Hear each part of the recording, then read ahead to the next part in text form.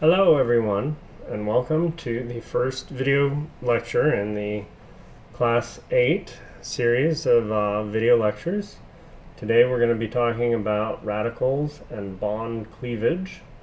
So let's take a hypothetical molecule A bonded to B and pretend like we give both electrons in the bond between A and B from A to B. That is a heterolytic type of bond breaking event. Alternatively, we could, instead of using a double-headed arrow showing that both electrons go from A to B, we could use single-headed arrows to break the bond between A and B, showing that one electron in that two-electron bond goes to B and one electron in that two-electron bond goes to A.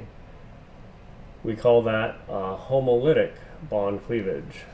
So the bond dissociation energies that you're familiar with from general chemistry refer to homolytic bond cleavage. Table 3.1 in your text provides some useful data, and I would ask that you observe the trend. So let's look at some of that data. Here we have a methyl carbon hydrogen bond. Our dissociation energy is 105 kcals per mole. What we produce, of course, is a hydrogen radical and a methyl radical. So that's what this chicken scratch is trying to suggest.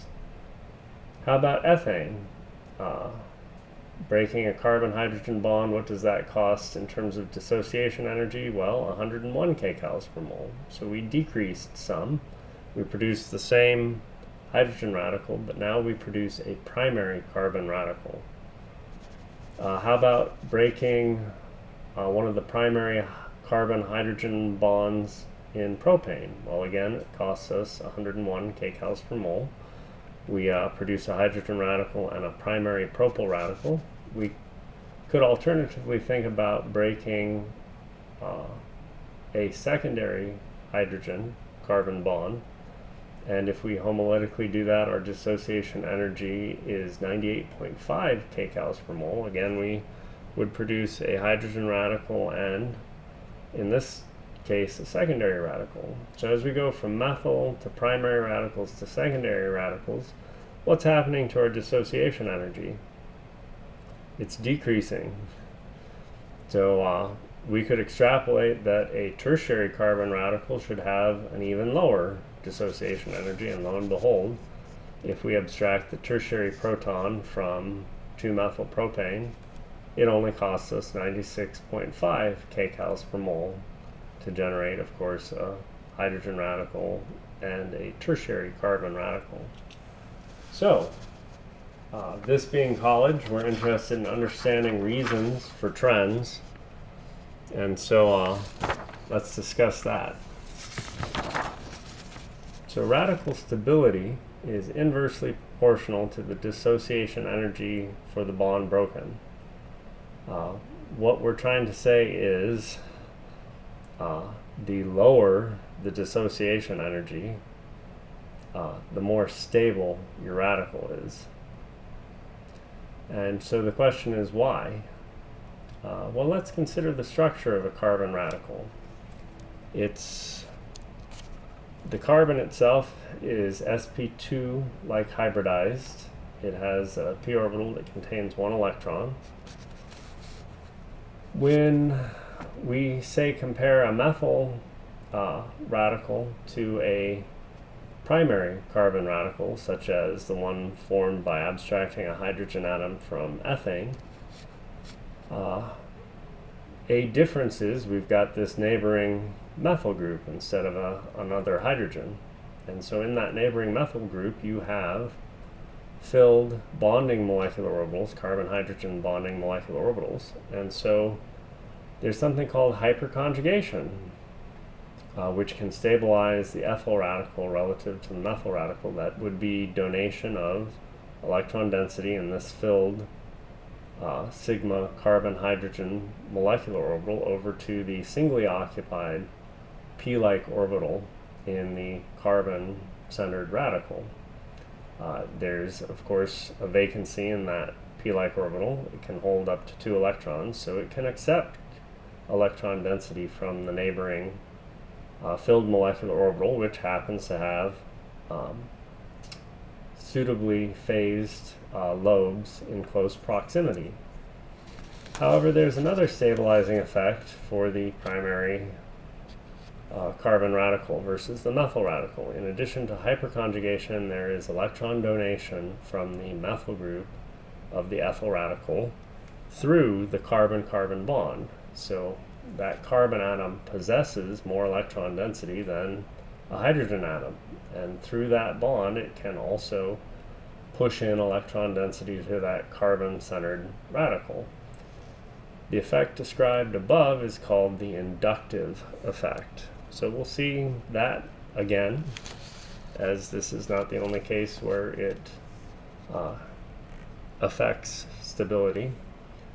The order of radical stability, of course, is tertiary carbon radicals are more stable than secondary carbon radicals, which are more stable than primary carbon radicals, which are more stable than methyl radicals. This follows the same trend as carbocation stability for the same reason, because the more hyperconjugation you have, the more of a stabilizing effect that radical feels. Same for a carbocation. So, what's a carbon-carbon bond worth? Well, if you were to break the carbon-carbon bond in ethane, that would cost you 90 kcals per mole, and we're talking about homolytic cleavage again, forming radicals. How about breaking a carbon-carbon bond in propane? Well, it's going to be a little lower. It's going to be 88 kcals per mole. Again, the products of breaking the carbon-carbon bond of ethane would be 2 methyl radicals. Here you'd form a methyl radical and a primary radical, hence the lower cost. How about breaking a carbon-carbon bond in 2-methyl propane? Well, in this case, we'd form a secondary radical and a methyl radical. We're still right around 88 kcals per mole. However, when we break a carbon-carbon bond in 2,2-dimethyl propane, we're going to form a tertiary radical and a methyl radical, and so we drop a little bit to 87 kcals per mole. So about 88 kcals per mole on average is what a carbon-carbon bond is worth. They are less strong than carbon-hydrogen bonds, as you can see. Crude oil can be cracked at high temperature, and what do I mean by that? Well, you heat oil to high enough temperatures and you will form radicals in the process of homolytically breaking bonds. Here we have hexanes under extreme heat. Thankfully we're not burning it, and we're going ahead and breaking it in its C3-C4 bond to create 2 propyl radicals. We could also think about breaking it between C2 and C3 to give us an ethyl radical and a butyl radical. Other reactions can occur under these conditions, such as we could have a propyl radical abstract a hydrogen from a secondary carbon, and we would be, in this case, forming propane and then a secondary hexyl radical.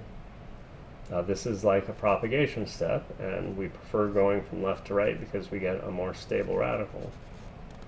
We could also think about maybe an ethyl radical and propyl radical coming together. This would be an example of a termination step.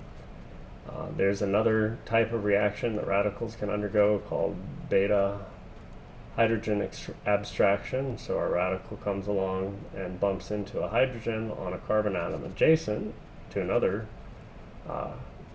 carbon-centered radical, and in this case we form propane and a double bond. So many different kinds of reactions can carry on in hydrocarbon radical reactions. In our next video we'll look at hydrocarbon halogenation, specifically chlorination. So I'll see you then.